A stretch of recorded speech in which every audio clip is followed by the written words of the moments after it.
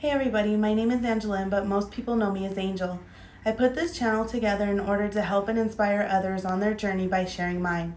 If you are interested, please like, subscribe, and share the video so that I can reach as many people as possible. So just to tell you a bit about me, I'm a single mom. I grew up in Las Vegas, Nevada, and I presently live in Plant City, Florida with my 2 kids. In this first video, I wanted to introduce myself and give some background information for those who aren't familiar with my story. I was born in LA in the front seat of a car, so it's safe to say that I've been impatient and bossy since birth. Soon after, my parents moved myself and my older sister to Las Vegas, where we were closer to my paternal grandparents.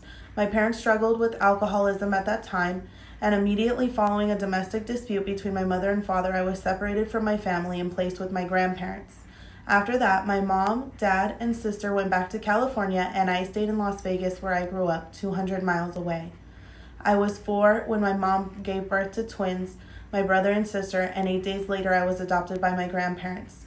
I saw my mom and dad as often as possible. My dad successfully quit drinking, however, my mom battled with depression and alcoholism for the rest of her life.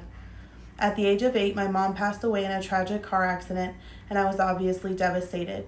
I adored her, and I am grateful for all the time that I did get to spend with her, and I remember the last time I saw her like it was yesterday. I grew up in a Christian household, and I attended private school through the 9th grade. Then my life changed again. My grandmother, who raised me and who I called Mom growing up, passed away from lung cancer. Luckily, my cousins lived with me at the time because I needed them more than I realized. They are like sisters to me, and despite how bad our lives ever got, we managed to pull through and usually were able to laugh about the situations that we were in. Life was really hard after my grandma, aka my mom, died because my grandpa, aka my dad, was in a lot of pain and was never able to speak about it or express his feelings verbally. So as a 15-year-old, I didn't understand his perspective. I didn't understand that our parents are only humans and sometimes they are damaged too. So long story short, I never learned to express my emotions in a healthy manner. I thought that being strong was keeping quiet about how I felt. I was just a girl trying to be the person that I thought everybody wanted me to be, even though that's not who I was at all. Recently, my cousin said to me that when my grandparents were around, I was an angel, but when they weren't watching, I was the devil. And that really stung at first, but she couldn't have been more right. From a young age, I was wearing masks and being who everyone wanted me to be, and there were very few people who knew the real me. On a side note, because I lived with my grandparents and they were old and they were homebodies, I spent a lot of time at my best friend's house, literally day and night. It was there that I learned Spanish and I discovered my love for Spanish culture.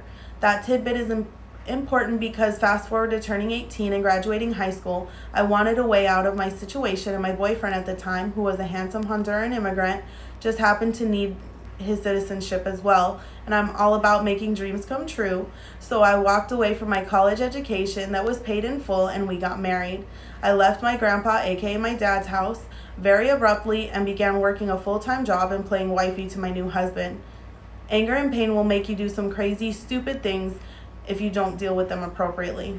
That lasted for about 2 years and obviously fell apart because I was an immature hot mess and I was absolutely not ready for the responsibility that came with that type of relationship or any relationship, and I had no clue how bad the situation was at the time.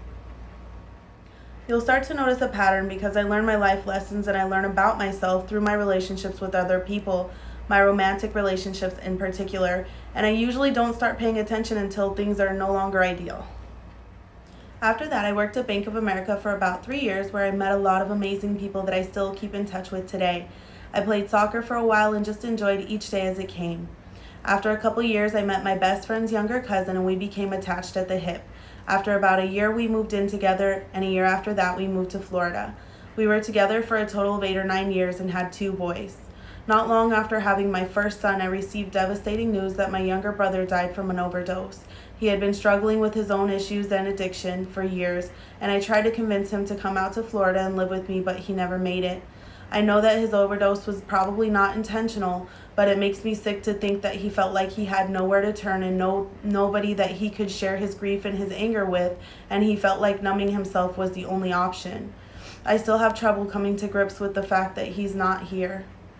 At the time that he passed, I had a lot of support from people around me, and I had a small child to take care of, so my hands were full.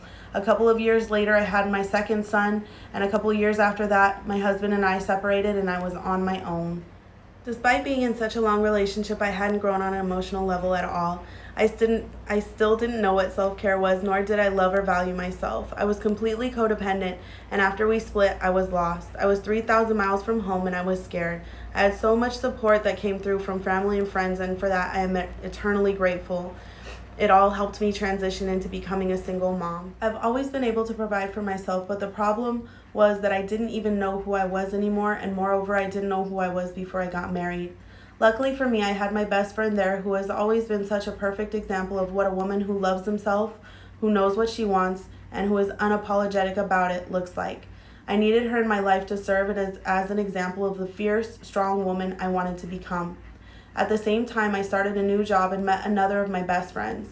We clicked right away, and I always felt like I could tell her anything. She feels like family. Also, in the background, I had my high school best friend supporting me all the way from Vegas. I needed all the support I could get, and I was horrible at asking for help, so I also reached out and got counseling as well. My counselor was amazing and set me off in the right direction, or so I thought. Once she pointed out that I had become codependent and what that actually meant, I hopped over to the other end of the spectrum and became hyper-independent. Still thinking that the love I needed came from other people, but now not allowing anyone to get close enough to actually feel any type of attachment or love at all. I had such low self-esteem. I had abandonment wounds. I had a paralyzing fear of rejection. The list just goes on and on.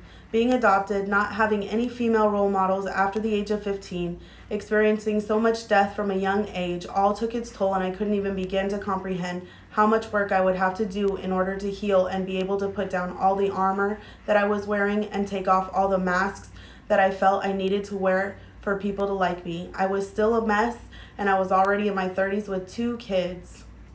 Since then, the universe brought along my latest bestie, and he has played such a significant role in my life in such a short period of time. Through my connection to him, I've been inspired to chase my dreams and become the best version of myself. I began to look inward and see that much of what I was doing and many of the decisions that I was making were out of fear and a result of the trauma that I hadn't dealt with in my childhood and adolescence. I was able to show myself compassion and finally experience self-love at the age of 34. That is part of the reason why I created this channel, because it shouldn't take anyone this long to get to this point in their life. If I can reach one person just to let them know that they're not alone and give them hope that it will get better, then being completely vulnerable in front of the entire world will have been worth it. I'm going to be posting more videos and getting into depth about being adopted, about the death of my loved ones and coping with death in general, about addiction and the ways I was affected by it, and many other topics that I touched on throughout this video. If there's a topic that I mentioned that you would like to hear more about, or you just want to share your feelings about my story, please leave a comment below. If you want to hear more about my story, even if you're just nosy and curious, make sure you subscribe to my channel to get all the tea. If you know someone that may benefit from this story, please share this video with them. That is the whole point of putting my story out there. So yeah, please like, subscribe, share, and I will see you in the next one.